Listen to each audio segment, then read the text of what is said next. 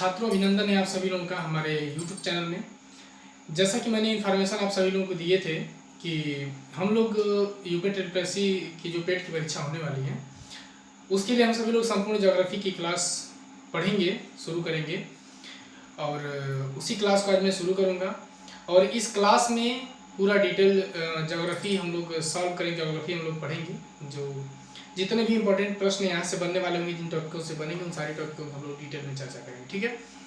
साथ साथ में मैं प्रैक्टिस भी करा रहा हूँ क्वेश्चंस की, जो महत्वपूर्ण प्रश्न बनते हैं और जो विगत वर्षों के प्रश्न आए हुए हैं उनकी हम लोग चर्चा कर रहे हैं। सीरीज जारी है, ठीक है। और उसी के साथ में ये क्लास भी आप सभी लोग अटेंड करिए और संपूर्ण ज्योग्राफी को साथ में पढ़ते चलिए।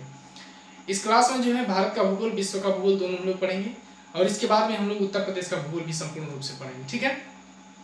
आइए सबसे पहले आज हम लोग भूगोल को शुरू करते हैं, एकदम शुरू से हम लोग पढ़ेंगे। और आज तो चूंकि चर्चा ही होगी भूगोल की, जो टॉपिक एकदम सीरियल से शुरू होगी कल ही होगी आपका नेक्स्ट क्लास में, लेकिन आज हम लोग चर्चा कर लेते हैं। सबसे पहले भूगोल की शुरुआत को हम लोग देखते हैं, ठीक है। एक बात और कि भूगोल की शुरुआत जो होती है, ऐसा नहीं कि ये जो क्लास है केवल यूपीएससी पेट की परीक्षा के लिए ही, ऐसा नहीं है। आप जो भी तैयारी करते हो, चाहे यूपीएसआई की तैयारी कर रहे हो या पीसीएस की तैयारी कर रहे हो, कोई भी एनिमल कोई तैयारी करते हो, जीएस का है ये पार्ट आपका, उसमें ये काम देगा, ठीक है ना। तो अगर हम सबसे पहली बात करते हैं तो देखेंगे ज्योग्राफी। हमारा भूगोल जो है दो शब्दों से मिल करके बना है, ठीक है।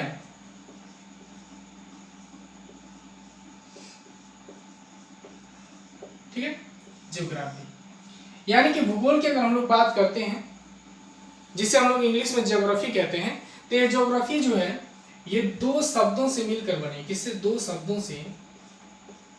लिखते चलेंगे आप सभी लोग, दो शब्दों से मिलकर मिलकर मिलकर बनी है, ठीक है। अब इसमें देखेंगे हम लोग कौन कौन से दो शब्द हैं। तो एक देखेंगे आप लोग, तो ये जियो हो जाएगा और दूसरा आपका क्या हो जाएगा? ग्रेफी। दो शब्द है आपका, एक जियो और दूसरा क्या है आपका?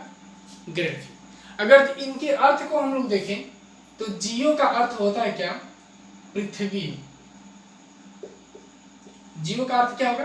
पृथ्वी अर्थात अर्थ, ठीक है। और ग्रेफी की अगर हम लोग बात करें तो ग्रेफी का मतलब ये होता है स्टडी करना। क्या होता है? स्टडी करना या अध्ययन करना। अर्थात जिस सब्जेक्ट में या जिस विषय में हम सभी लोग जो है पृथ्वी का अध्ययन करते हैं उसे हम लोग क्या कहते हैं? ज्योग्राफी कहते हैं। छात्रों, कभी भी कोई भी सब्जेक्ट हो उसको जब आप शुरू करें तो शुरू से ही उसको पढ़ने में बेहतर होता है, क्योंकि जब तक आप किसी सब्जेक्ट को शुरू से नहीं जानेंगे फिर उसका कोई मतलब नहीं निकलेगा। आज हम लोग भूगोल के इस टॉपिक को शुरू किए हैं, तो इस टॉपिक में हम सभी लोग पहले भूगोल के इंट्रोड्यूस को जानेंगे और इसके बाद जितनी भी टॉपिक हैं जहां से प्रश्न बनता है उन सभी टॉपिकों की हम लोग क्या करेंगे? चर्चा करेंगे। लेकिन सबसे पहले हम लोग पहले इंफॉर्मेशन को जानेंगे, छोटी छोटी परिभाषाएं होती हैं उनके बारे में हम लोग चर्चा करेंगे, ठीक है। आप लोगों ने देखा कि जो जियोग्राफी शब्द होता है या जो भूगोल होता है, ये दो शब्दों से मिलकर बना हुआ है, जिसमें जियो का अर्थ होता है पृथ्वी और ग्राफी का अर्थ होता है अध्ययन करना। अर्थात पृथ्वी का अध्ययन करना क्या कहलाता है? भूगोल कहलाता है, ठीक है। और ऐसे भी आप लोग जान सकते हैं कि जिस सब्जेक्ट में हम लोग इस पृथ्वी का या अपने ब्रह्मांड का हम सभी लोग अध्ययन करते हैं उसे हम लोग क्या कहेंगे? उसे हम लोग भूगोल कहते हैं, ठीक है। ये तो रही परिभाषा। अब आगे कुछ एक दो लाइनें हैं, दो चार पॉइंट्स हैं जिनको मैं नोट कराऊंगा, आप लोग नोट करिए। सबसे पहले आप सभी लोग इसे नोट करें, इसे नोट करिए, फिर आगे बढ़ते हैं हम लोग। आइए देखते हैं और एक एक पॉइंट को आप सभी लोग नोट करिए, ठीक है। काफी महत्वपूर्ण पॉइंट्स हैं और वीडियो को आप लोग ज्यादा से ज्यादा शेयर करिए, क्योंकि ज्यादा से ज्यादा बच्चे जुड़े, ताकि जो सब टॉपिक शुरू हो तो फिर दिक्कत ना हो बहुत सारे बच्चों को। आप लोग वीडियो को एक बार 1 सेकंड 2 सेकंड का टाइम निकाल करके, मुश्किल से 3 सेकंड लगता है शेयर करने में, आप लोग शेयर करिए ज्यादा से ज्यादा इस वीडियो को, जिससे और भी छात्र जुड़े, ठीक है। चलिए देखते हैं, एक एक लाइन को आप लोग लिखते चलेंगे और इस पॉइंट को नोट करिएगा। सबसे पहला पॉइंट है कि प्राचीन भूगोल के पिता किसे कहते हैं? ठीक है, नोट करिए। प्राचीन भूगोल प्राचीन भूगोल का जनक, आप ऐसे लिख सकते हैं कि प्राचीन भूगोल का पिता या जनक, प्राचीन भूगोल का पिता किसे हम लोग कहते हैं। प्रश्न है आपका कि प्राचीन भूगोल का पिता की अगर आप बात करते हैं हम लोग, तो ये हो जाएंगे इरेटोस्थनीज।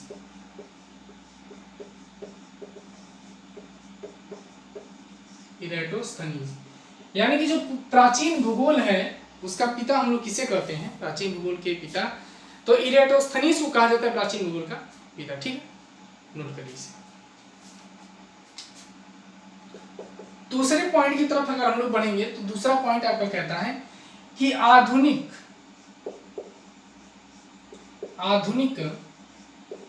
भूगोल के पिता, आधुनिक भूगोल के पिता किसे कहते हैं। आधुनिक भूगोल के पिता की अगर हम लोग बात करते हैं तो क्या हो जाएंगे, अलेक्जेंडर वान हम्बोल्ट, अलेक्जेंडर वान हम्बोल्ट,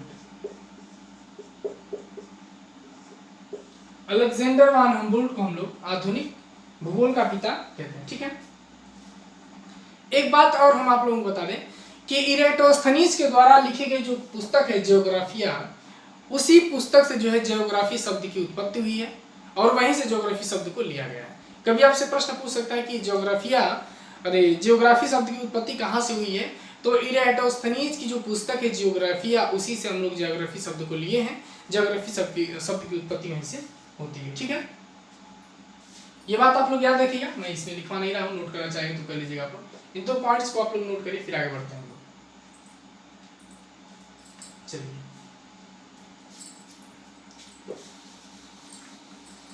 वीडियो को आप लोग शेयर करते चलें, ज्यादा से ज्यादा वीडियो को शेयर करिए। चलिए आइए देखते हैं, अगला पॉइंट है आपका, एक प्रश्न है, अभी मैं बताऊंगा आप सभी लोगों को, थोड़ा सा रुकिए। ठीक है, इसके बाद देखिए, अलेक्जेंडर वान हम्बोल्ट ने, लिखेंगे अलेक्जेंडर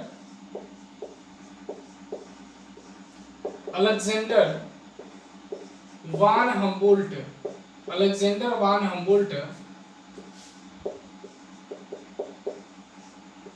अलेक्जेंडर वान हम्बोल्ट ने कॉस्मोस, अलेक्जेंडर वान हम्बोल्ट ने कॉस्मोस नामक पुस्तक, कॉस्मोस नामक पुस्तक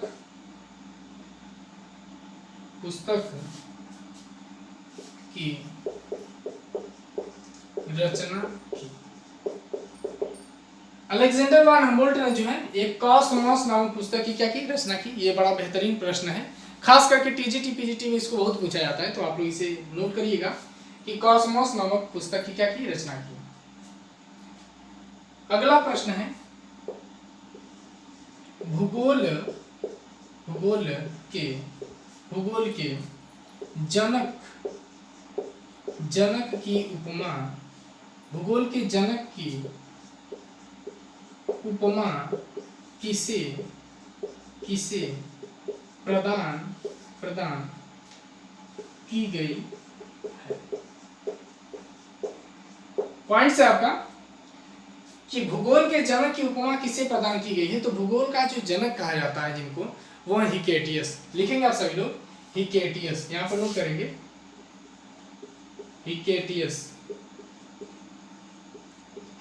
हिकेटियस महोदय को जो है भूगोल के जनक की उपमा प्रदान की गई। ठीक है ना,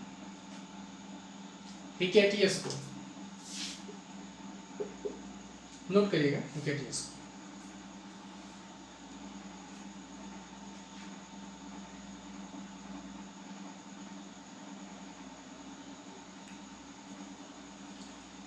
चलिए आगे बढ़ते हैं हम लोग।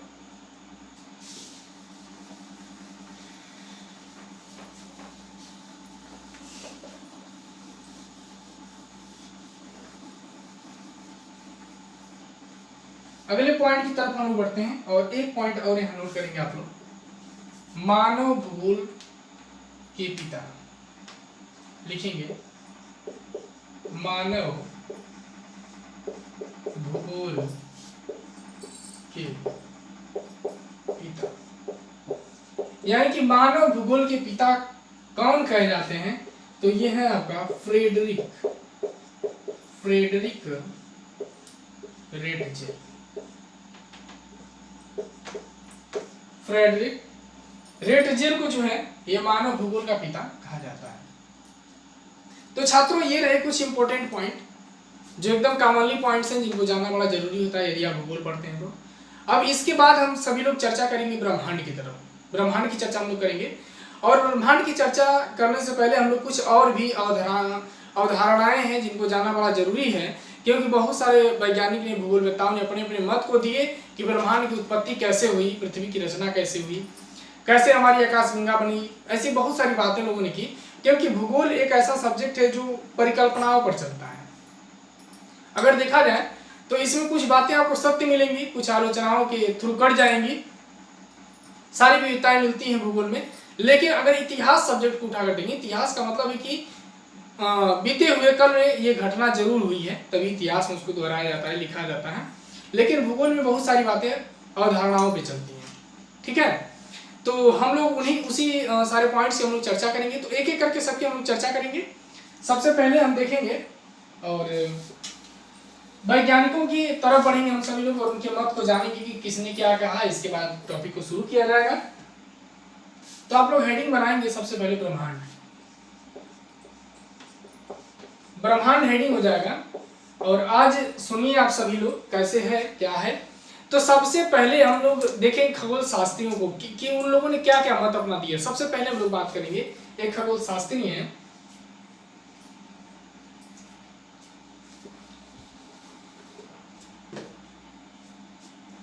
पहले देखेंगे हम लोग क्लॉडियस टॉलमी।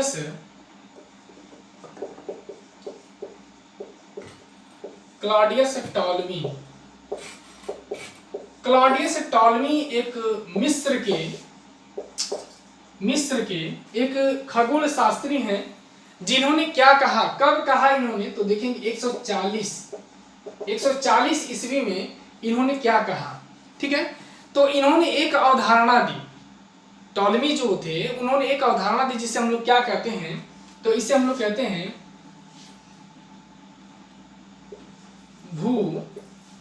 भूकेंद्रीय अवधारणा। भूकेंद्रीय अवधारणा। कभी प्रश्न आपसे पीजीटी वगैरह में पूछ सकता है कि भूकेंद्रीय अवधारणा क्या है या किसने दिया है। अक्सर ये पीजीटी वगैरह में पूछा जाता है इस प्रश्न को। तो क्लॉडियस टॉलमी महोदय ने जो भूकेंद्रीय अवधारणा दिया है, और इन्होंने क्या बताया कि टॉलमी महोदय ने ये कहा कि जो पृथ्वी है वो ब्रह्मांड के बीच में है तथा सूर्य और अन्य जो ग्रह हैं वो पृथ्वी के चारों तरफ क्या करते हैं, चक्कर करते हैं। ये मत किसने दिया, टॉलमी जी ने बताया कि जो पृथ्वी है वो ब्रह्मांड के केंद्र में स्थित है और सूर्य सहित जितने भी ग्रह हैं ना वो इसके चारों तरफ क्या करते हैं, चक्कर करते हैं। ये बात इन्होंने बता दी। अब एक प्रश्न देखिए, आप लोग ध्यान रखिएगा कि भूगोल की उत्पत्ति जब भी हुई होगी, भूगोल की मैं नहीं बात कर रहा हूँ, ब्रह्मांड की उत्पत्ति जब हुई होगी तो उसमें कोई था नहीं। सभी लोग अपनी अपनी परिकल्पनाओं, अपनी अपनी शोध पर जो है बातों को बताते हैं। लेकिन इसी तरह से जो है टॉलमी महोदय ने एक अवधारणा के थ्रू, यानी कि भूकेंद्रीय अवधारणा के थ्रू ये बात कही कि पृथ्वी जो है ये ब्रह्मांड के केंद्र में है, सूर्य तथा अन्य पिंड इसके चारों तरफ क्या करते हैं, चक्कर करते हैं। ये बात इन्होंने कही। इसके बाद देखते हैं हम लोग, इसके बाद दूसरे एक वैज्ञानिक आए कॉपरनिकस, जिन्हें हम लोग कहते हैं निकोलस कॉपरनिकस। पोलैंड के रहने वाले थे, लिखेंगे आप लोग निकोलस कॉपरनिकस। निकोलस कॉपरनिकस, इन्हें लिखेंगे आप लोग, पोलैंड के रहने वाले थे और इन्होंने 1543 ईस्वी में बताया। ये इन्होंने भी एक अवधारणा दी और इनकी जो अवधारणा है उसे हम लोग क्या कहते हैं, सूर्य केंद्रीय अवधारणा। सूर्य केंद्रीय अवधारणा, ठीक है ना, या सूर्य केंद्रित अवधारणा भी इसे कहा जाता है, तो आप लोग सूर्य केंद्रित ही लिखें, ज्यादा बेहतर रहेगा। सूर्य केंद्रित अवधारणा। अब इन्होंने क्या किया कि निकोलस कोपरनिकस महोदय ने इन टॉलमी जी की जो बातें थी, जो इनका सिद्धांत था, इसको इन्होंने खारिज कर दिया, यानी कि आलोचना दे करके इसको इन्होंने काट दिया कि ये सही नहीं है, जो मैं बता रहा हूं वो सही। इन्होंने क्या कहा, आप सुनिएगा आप लोग। निकोलस कोपरनिकस ने ये कहा कि जो पृथ्वी है वो ब्रह्मांड के केंद्र में नहीं है, बल्कि सूर्य जो है वो ब्रह्मांड के केंद्र में है, और पृथ्वी सहित जो अन्य ग्रह हैं वो सूर्य का क्या करते हैं, परिक्रमा करते हैं। ये बात किसने कहा, निकोलस कोपरनिकस ने कहा। ठीक है, इसे नोट करिए आप लोग, दोनों पॉइंट्स को नोट करिए, फिर आगे बढ़ते हैं।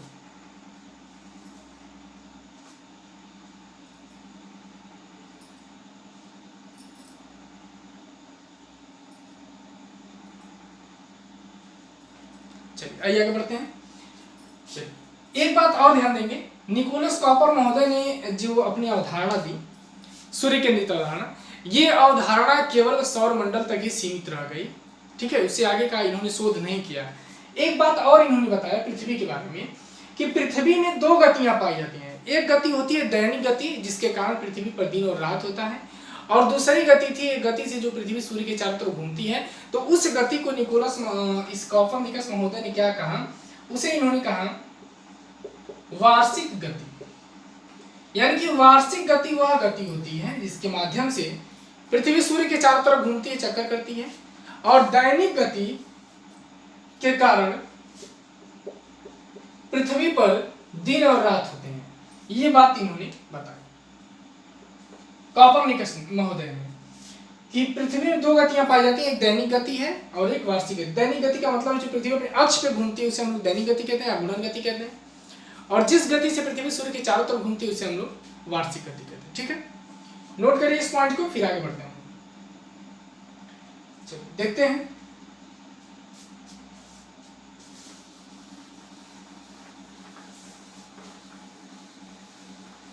खास करके जो बच्चे पीजीटी की तैयारी करते होंगे या टीजीटी की, वो लोग ध्यान देंगे इन सारे पॉइंट्स पर, क्योंकि अवधारणाएं वगैरह बहुत ज्यादा पूछा जाता है पीजीटी वगैरह के पेपर में, तो आप सभी लोग नोट करते चलेंगे।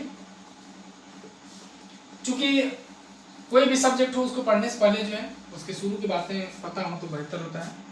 इसके बाद हम लोग देखते हैं अगला पॉइंट है, तीसरी जो वैज्ञानिक है विलियम हर्शेल।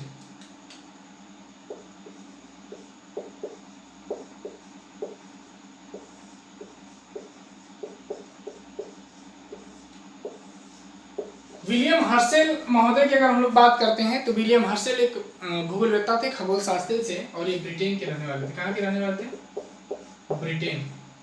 ब्रिटेन के रहने वाले थे। इन्होंने 1805 ईस्वी में कुछ बातें बताई। ठीक है, 1805 में इन्होंने कुछ बातें बताई, ध्यान दीजिए। विलियम हर्शेल ने यह कहा कि जो हमारा सौर मंडल है, इन्होंने सौर मंडल के बारे में थोड़ी सी बात की, और इन्होंने कहा कि जो हमारा सौर मंडल है वो आकाश गंगा का एक सूक्ष्म भाग है। ठीक है, यानी कि सौर मंडल जो है ये आकाश गंगा का एक छोटा सा पार्ट है। ये बात किसने बताई, हर्शेल महोदय ने बताई। यानी कि इन्होंने अपने सौर मंडल की खोज की, किसमें, आकाश गंगा में। ठीक है,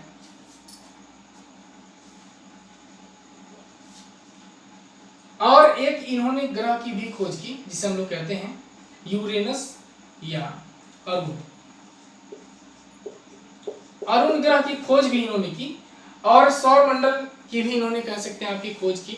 और इन्होंने बताया कि हमारे ब्रह्मांड में लाखों आकाश गंगाएं हैं, और उन्हीं आकाश गंगाओं में से एक छोटा सा पार्ट हमारा सौर मंडल भी है। यानी कि सौर मंडल की खोज इन्होंने आकाश गंगा में किया। नोट करिए इसको आप सभी लोग। ठीक है, इसके बाद एक और साइंटिस्ट थे आपका वाराह मिहिर की अगर हम लोग बात करें तो भारत के रहने वाले थे, और इन्होंने एक बात बताई। इन्होंने कहा कि जो चंद्रमा है वो पृथ्वी का चक्कर करता है, और जो पृथ्वी है वो सूर्य के चारों तरफ क्या करती है, घूमती है। ये बात इन्होंने बताई थी। ठीक है,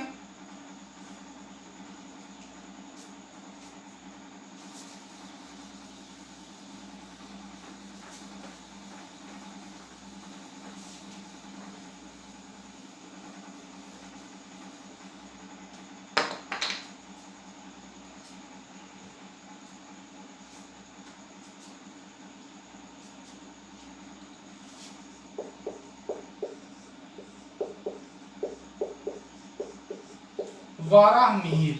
अगर इनकी हम लोग बात करते हैं, जो 6वीं शताब्दी में वैज्ञानिक थे, खगोल शास्त्री थे, तो इन्होंने एक सबसे बड़ी बात इनकी ये थी कि कॉपरनिकस यानी कि निकोलस कॉपरनिकस ने जो अपनी बात बताई थी उससे 1000 वर्ष पूर्व ही, उससे पहले इन्होंने ये बता दिया था कि जो चंद्रमा है ना वो किसका चक्कर करता है, पृथ्वी का चक्कर करता है, और जो पृथ्वी है वो सूर्य का चक्कर करती है, इन्होंने बताया। और ये कहाँ के रहने वाले थे, तो ये भारत के थे। कहाँ के थे?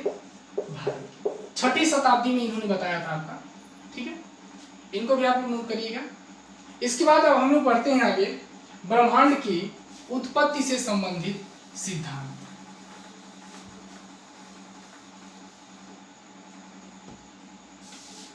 ब्रह्मांड की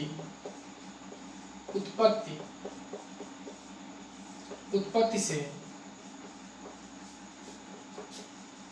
संबंधित सिद्धांत, यानी कि ब्रह्मांड की उत्पत्ति से संबंधित सिद्धांत के बारे में हम लोग बात करते हैं। और ब्रह्मांड की उत्पत्ति से संबंधित सिद्धांत में सबसे फैक्ट सिद्धांत जिसकी मान्यता अभी तक है और वो चल रही है, उसी को भी माना जा रहा है, वो सिद्धांत है आपका बिग बैंग सिद्धांत। बिग बैंग सिद्धांत यही वो सिद्धांत है जिसकी मान्यता अभी तक है। बाकी किसी सिद्धांत को माना नहीं गया, सबको कैंसिल कर दिया गया, लेकिन ये अभी तक चल रहा है। और बिग बैंग थ्योरी के जो प्रतिपादक हैं वो कौन हैं, तो वो है आपका जॉर्ज लेमेंतेर। जॉर्ज लेमेंतेर एक बेल्जियम के खगोल शास्त्री हैं जो इसके प्रतिपादक हैं बिग बैंग सिद्धांत के। इन्होंने कब दिया, तो 1894 से 96 के बीच में इन्होंने ये सिद्धांत दिया, और इसी के माध्यम से इन्होंने बताया कि हमारे ब्रह्मांड की उत्पत्ति कैसे हुई। तो सबसे पहले आप लोग सुनिए, देखिए इनके अनुसार, यानी कि बिग बैंग सिद्धांत के अनुसार हमारे ब्रह्मांड की उत्पत्ति कैसे हुई, तो बिग बैंग के अनुसार जो है हमारा ये जो ब्रह्मांड है ना, एक गोल पिंड के समान था। यानी कि आप कह सकते हैं कि आज से लगभग 15 अरब वर्ष पूर्व ये ब्रह्मांड एक आग के गोले के समान था।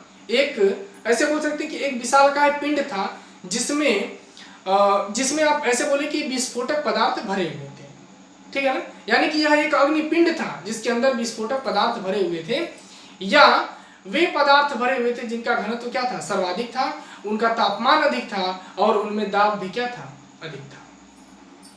यह गति कर रहा था ब्रह्मांड में, और गति करते करते क्या हुआ कि इसमें विस्फोट हो गया। और विस्फोट होने के बाद क्या हुआ कि जैसे ही विस्फोट होते इसमें धूल कण भी निकले, कुछ बड़े बड़े पिंड भी निकले, कुछ छोटे पिंड भी निकले, और कुछ ऐसे भी पिंड निकले जिसमें लगातार विस्फोट भी जारी था, ठीक है। तो जो बहुत बड़े टुकड़े थे जिनमें आपके संलयन अभिक्रिया हो रही थी उन्हें तारा कहा गया। कुछ ऐसे भी पिंड थे जिनमें अपना प्रकाश नहीं था, काफी बड़े पिंड थे, उन्हें ग्रह कहा गया। जो उनसे छोटे थे उन्हें उपग्रह कहा गया, और तमाम जो छोटे छोटे पिंड थे उन्हें क्षुद्र ग्रह या उल्का पिंड का नाम दे दिया गया, ठीक है। लेकिन ब्रह्मांड की इस पिंड में, या जो ये बड़ा वाला पिंड था जिससे ब्रह्मांड की उत्पत्ति हुई, इसमें जब विस्फोट हुआ तो इसमें लगातार विस्फोट पे विस्फोट होता जा रहा था, और इसी कारण जो है इससे तारों की उत्पत्ति हुई। और तारों की सबसे बड़ी विशेषता ये होती कि इसमें अपना खुद का प्रकाश होता है, और वो प्रकाश का कारण होता है इसमें नाभिकीय संलयन क्रिया का होना, ठीक है। ये बात तो बताई किसने, बिग बैंग सिद्धांत के अनुसार, और आज भी ये चल रहा है, अभी तक इस थ्योरी को काटा नहीं गया, ठीक है। तो छात्रों हम लोग शुरू करेंगे जो अगली टॉपिक होगी ब्रह्मांड की उत्पत्ति से संबंधित सिद्धांत, और इस सिद्धांत के प्रतिपादक जॉर्ज लेमेंतेर। आज हम लोग यहाँ तक चर्चा करेंगे, और इसकी अगली क्लास में हम लोग यहीं से आगे शुरू करेंगे, और थोड़ा सा इसकी चर्चा करने के बाद सीधे सौरमंडल पहुंचेंगे, और सौरमंडल को हम लोग डिटेल से अगली क्लास में चर्चा करेंगे। और जितने भी प्रश्न बनने वाले हैं उन सारे प्रश्नों की भी हम लोग चर्चा करेंगे। दूसरी बात ये कि ऑलरेडी प्रश्नों की एक सीरीज जारी है पेट की परीक्षा के लिए, जिससे आप सभी लोग जुड़े और ज़्यादा से ज़्यादा प्रैक्टिस करें आप लोग, ठीक है ना। तो छात्रों आज के लिए बस मैं इतना ही क्लास रखता हूँ, और फिर आप लोगों के लिए मैं अगली क्लास में कुछ ऐसे ही नए नए पॉइंट्स, और यहीं से हम लोग आगे की जो टॉपिक है उसको हम लोग शुरू करेंगे, चर्चा करेंगे। आप लोग ज़्यादा से ज़्यादा लोग जुड़िए, क्योंकि क्लास छूट न जाए आप लोगों से, ठीक है ना, क्योंकि इसमें हम लोग डिटेल भूगोल पढ़ेंगे पूरा पूर्ण रूप से, ठीक है। तो अब आप सभी लोग हमको विदा दीजिए, फिर मिलूंगा आप लोगों से इस भूगोल की अगली क्लास में। तब तक के लिए धन्यवाद।